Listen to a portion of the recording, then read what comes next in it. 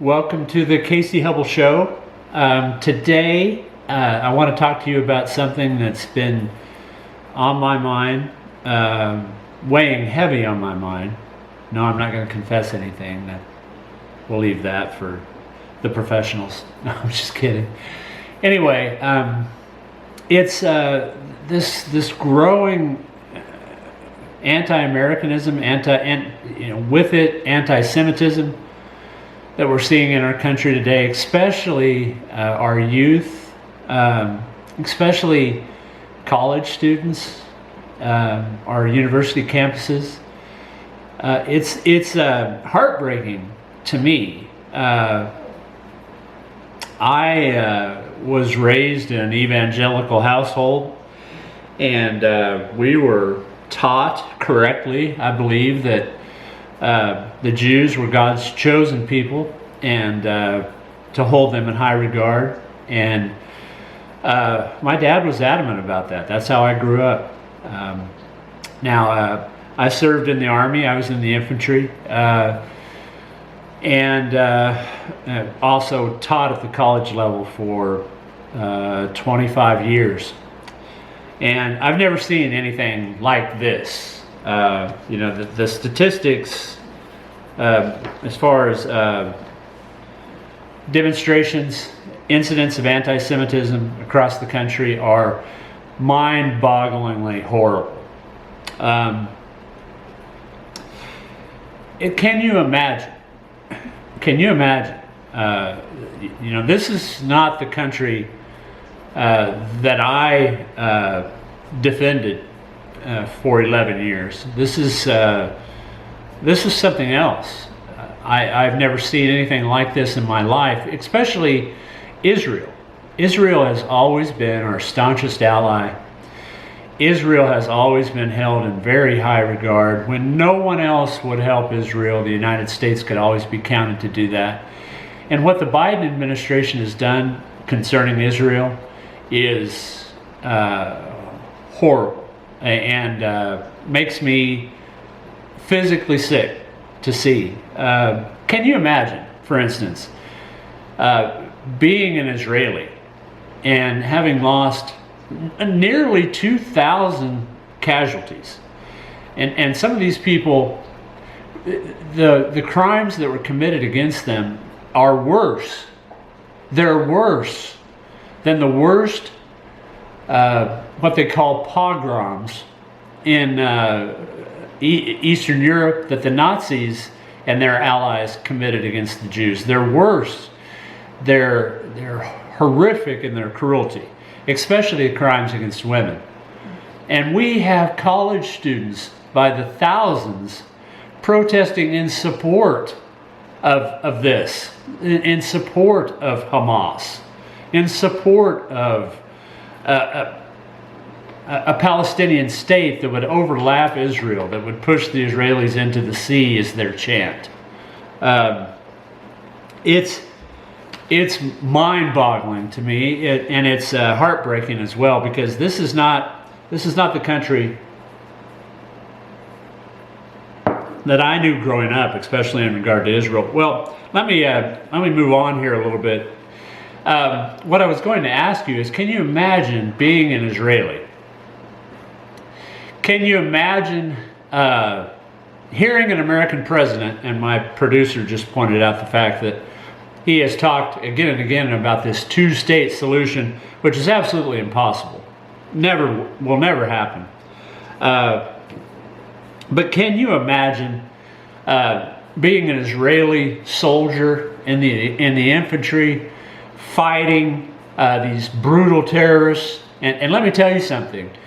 One of the things that I was trained to do, more than anything else when I was in the infantry, is urban warfare, and house-to-house fighting. It was something we did every day. Back when I served, in the infantry, we were expected to take built-up urban areas.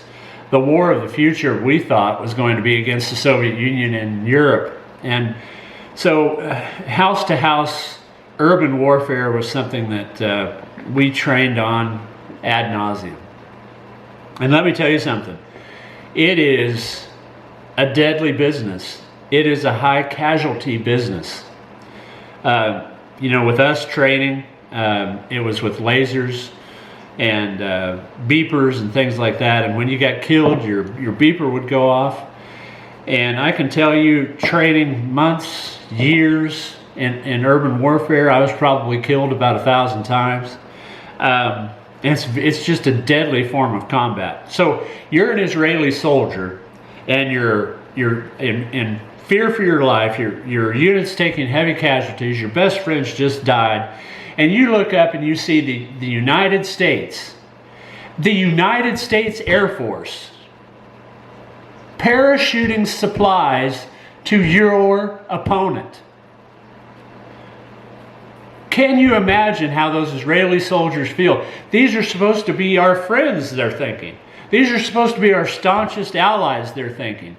That is what Joe Biden has done to our foreign policy. That's what the Iranians see. That's what the Houthi rebels see. That's what Hamas sees. That's what Hezbollah sees. These are people that used to make and still make suicide vests with ball bearings coated in an anticoagulant. That means if you detonate the suicide vest in a heavily populated area, like a Sbarro's Pizzeria one time, those ball bearings are going to hit people and wound them and make sure that they bleed out because of the anticoagulant. These are the people we're talking about here. It's incredible. And it doesn't stop there. The Biden administration said the two-state solution is the only solution. The only solution. What about opposing the brutality of terrorism?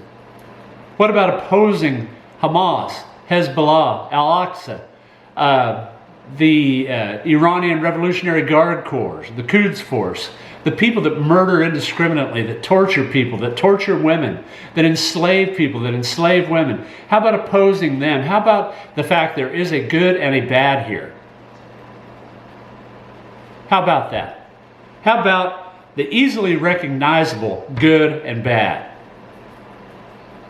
The people that butchered 1,700 people on October 7th. The people that raped and killed and mutilated and beheaded and took hostages. Those people. That's the two-state solution? Because I'm going to tell you, those people will have widespread support where they come from. That has to be, evil has to be defeated. It cannot be negotiated with. But why is it happening in our colleges? Why is it happening on our college campuses? Why are we seeing all this anti-Semitism? Why are we seeing our most prestigious universities, the presidents of those universities, defending anti-Semitism? Why are we seeing that? We're seeing it because our universities are flooded with anti-Semitism, and they're flooded with liberal thought, liberal ideas, and anybody who speaks out against it is labeled a fascist and a monster. And so if you're a member of a faculty and you have conservative ideals, there's no place for you in that university. That's all that these kids hear. And it doesn't have to be a political science class. It is spread out throughout the university. You know, there was a time when I was talking to a math professor. Math professor. And I asked her why she usually wore sweats and jeans to lecture. But this particular day, she came to work with a black dress on. So I asked her, what's with the black dress? Just out of curiosity. And she goes, I'm in mourning. This is a math teacher.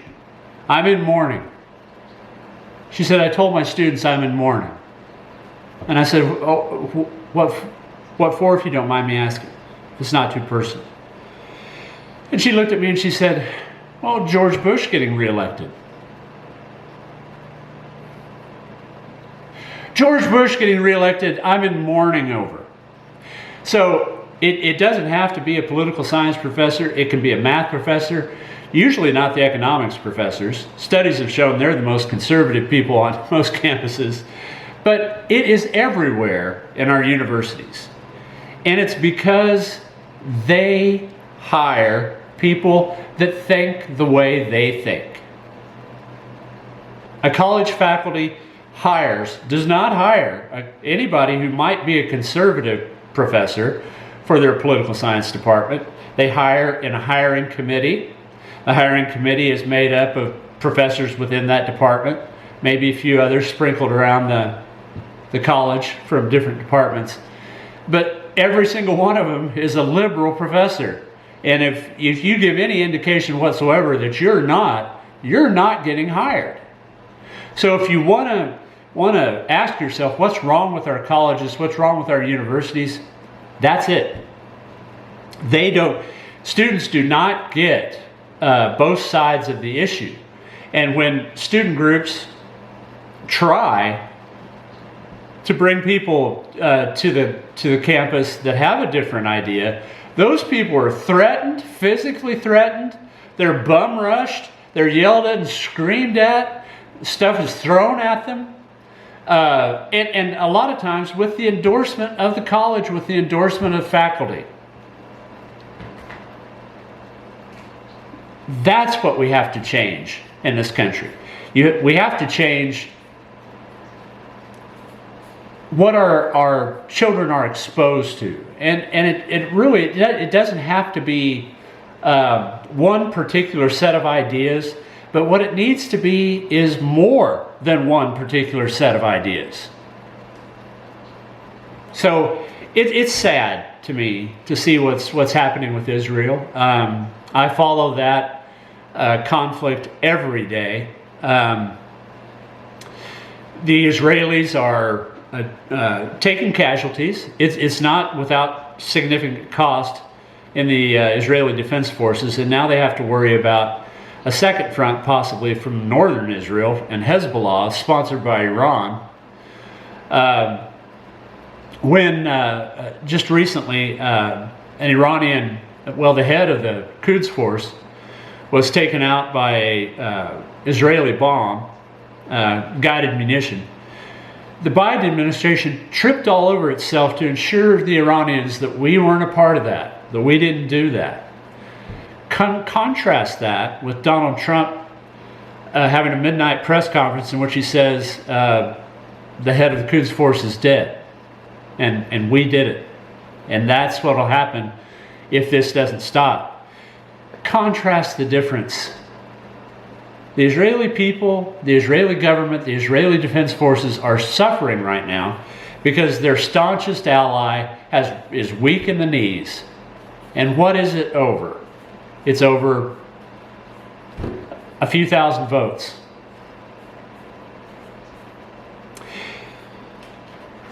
There are things we can do to make things better. One of the things we can do is vote. And one of the things we can do is hold our elected leaders accountable. Words matter. Words matter.